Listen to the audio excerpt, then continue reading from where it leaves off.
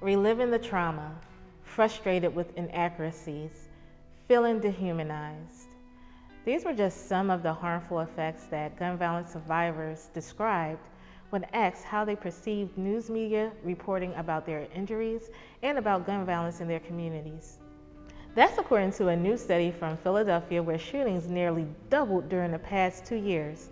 Now more than ever, innovative approaches to prevention are urgently needed.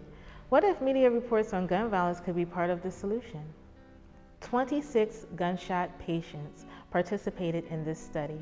Of these, half were aware of TV, newspaper, or social media coverage of their shooting, though none had been interviewed by a journalist. Because researchers are required to protect the anonymity of study participants, we are sharing what they said, word for word, in dramatic readings by other Philadelphians affected by gun violence.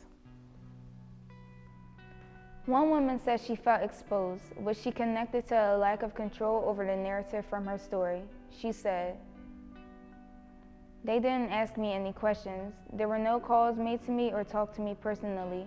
They didn't tell the story from my perspective. It was like she was shot and that's it. I would prefer if they asked me specific feelings about me, if they actually interviewed me instead of just writing it like I'm a nobody." Another survivor explained that the circumstances of his shooting would be important to include in a news story to emphasize that he was a victim of violence. It's like the first thing people think when you get shot is that you did something, but people don't even understand. I literally was going to see my daughter, and I was going to the dentist. Instead of saying a man shot in North Philly, say an innocent man shot in North Philly. Because I don't like people just looking at me or looking at my situation and painting a picture. Several participants drew connections between reporting on gun violence and the public perception of safety and community.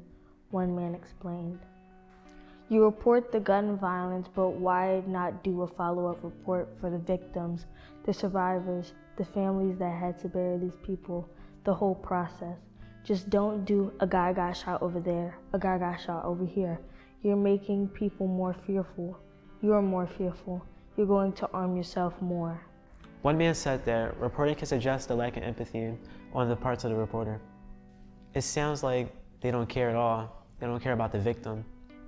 They care that shootings are happening in the city because they're reporting it. But I feel like they don't care that the victim just got shot. Another man explained why he was relieved to not make the news.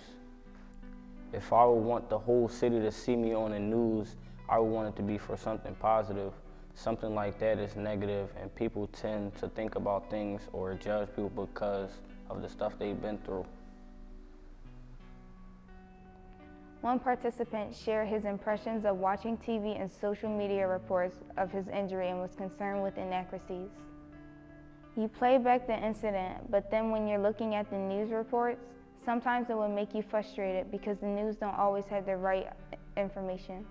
One participant described his conflicted feelings about making the news, saying, "I was sad because don't nobody want to be on the news, especially not being shot. It's embarrassing.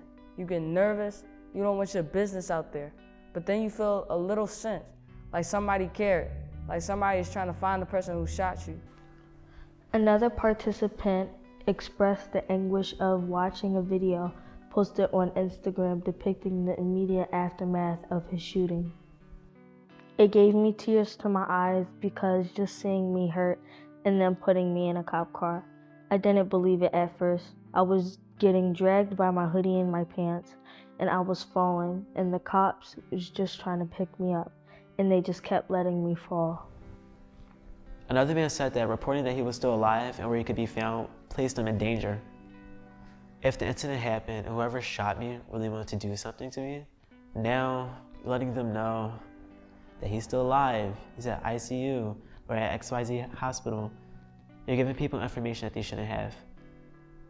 Another survivor said that finding his shooting on television and social made him feel like somebody's highlight. "So I feel like you do something and it makes the news, like that's it, that's a highlight for them. They can gloat about it, they can get all some types of ways seeing themselves do that to somebody. They can watch that video anytime they want now." The harmful reporting illuminated by this study demonstrates the need for ethical guidelines and recommendations for best practices specific to covering gun violence. To read the complete study, learn how it was conducted, and about the team, please visit Philadelphia Center for Gun Violence Reporting at pcgvr.org. This video was produced by young people who have also been personally impacted by gun violence.